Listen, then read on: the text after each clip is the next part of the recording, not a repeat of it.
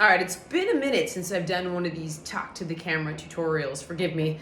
I've been moving, which I think you guys know, but I am now firmly ensconced in Miami and ready to jump right back into our weekly diatribes on fitness and nutrition. This one is about probiotics. So I've talked to you guys about microbiome in a couple other videos, and a lot of you guys know what your microbiome is, right? It's for those of you who don't, it is essentially an organ in your gut that is comprised of trillions, literally trillions, of different microbes. And these different microbes do a lot of different things for our overall health and wellness. I don't know if you guys heard my podcast with a specialist. Her name is Dr. Sabine Hazan. She's a gastroenterologist who specializes in studying the microbiome. And we talked about how your microbiome is linked to everything from cognitive function to heart health, to skin health, gut health, digestion, autoimmune disorders. She even showed that she's doing research that has illustrated differences in our microbiome can even offer some individuals a resistance against COVID. I'm not making any health claims. I'm just telling you that research is out there. So it's a very powerful thing, your microbiome, right? So a lot of us then run out and we're like, oh, gut health, and we buy like a kombucha off the shelf, which is just pure sugar. There is some fermented food in there, which will offer some strains of probiotics, but let's talk about this. First of all, there is no such thing, and let me just be clear with you. I've gotten a tremendous education on this recently because I think a lot of you know, I invested in Shauna Ryder's company, Align Naturals. So she recently created the Align Naturals Advanced Symbiotic. So I had to learn all about probiotics. And a symbiotic, by the way, is a probiotic product with prebiotic fiber. But I'll get to that in a minute. Anyway, so there's actually no such thing as good and bad bacteria. Which is fascinating, right? Because we're like, oh, the good bacteria.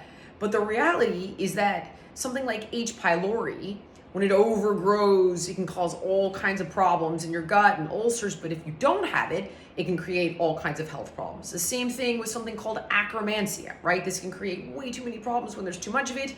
And when you don't have any of it, it can create problems with gut lining. And there are even studies. We had Dr. William Lee on the podcast talking about how Akkermansia is one of the little microbes that can help us fight off certain cancer cells.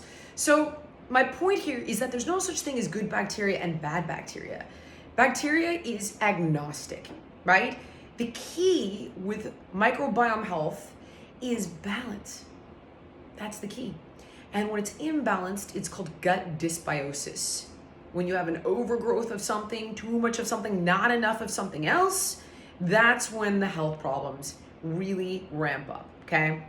So now, where do we get our microbes from? How do we replenish? Because I'm sure you guys know that stress and poor diet and a course of antibiotics, lack of sleep, all of these different things can deplete our healthy microbiome.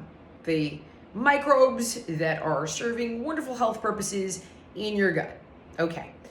So then a lot of times we run out and we buy a probiotic supplement, which is arguably a mistake. And that's because, remember, this is about balance.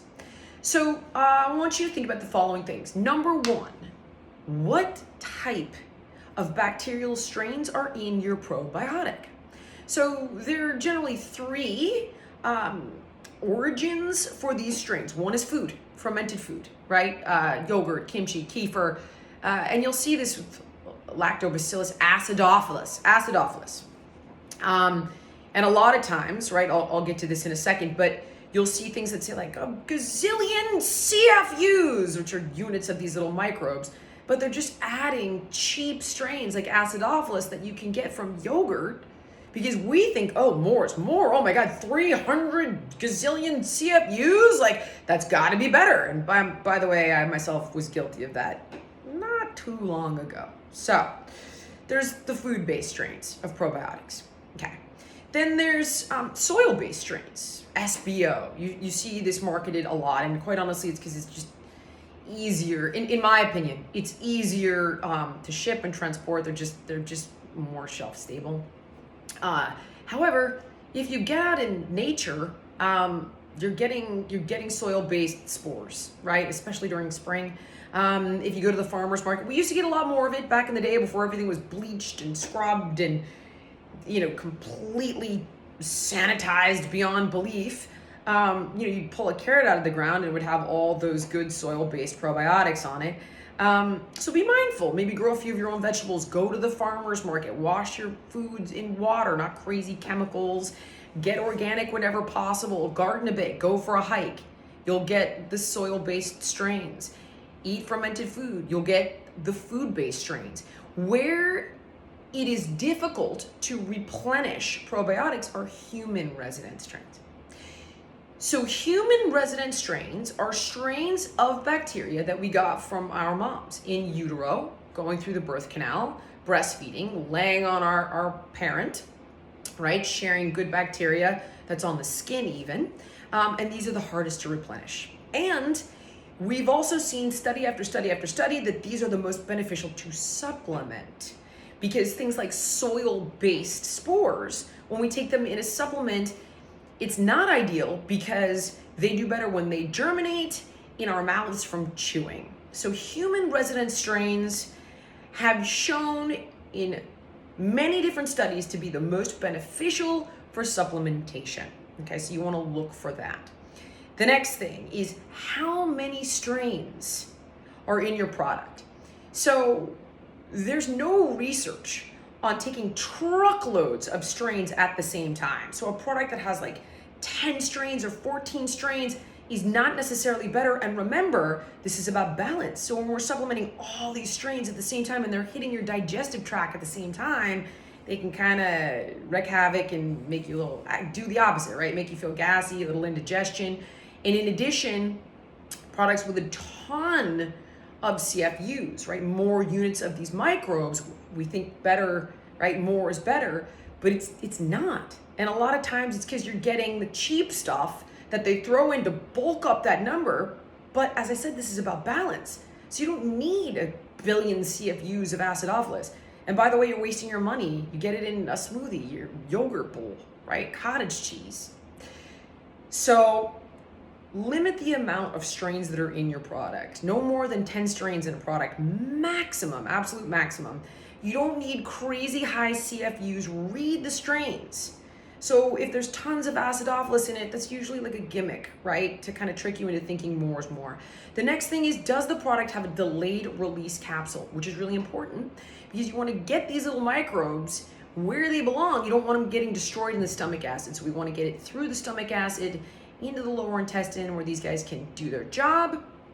And you want to take a probiotic product with prebiotics, which is food. It's prebiotic fiber. It's food for the microbes. You can also eat when you take your probiotic. It's most advantageous because when they do get released, they're looking for something to chomp on. So eat something healthy with fiber. Fiber is also one of the best ways to help support your microbiome, both soluble and insoluble fiber, both great for your health and do different things. So don't be afraid of soluble or insoluble fiber.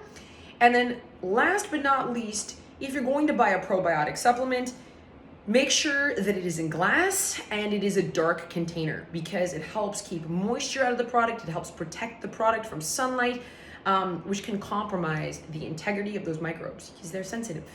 They're living things. They're very sensitive. So I hope this has been helpful. And do your own research. By all means, do your own research, but I thought that I would educate you on some of the stuff that I've recently learned from Dr. William Lee and Dr. Sabine Hazan and my homie Shauna Ryder at Alaya Naturals, because I found it fascinating. Okay, team, don't forget, I created this channel just for you guys. So click like, subscribe, and let me know what you want to hear more about. If it's diet, fitness, wellness, mindfulness, I'm here for you. So give me your feedback.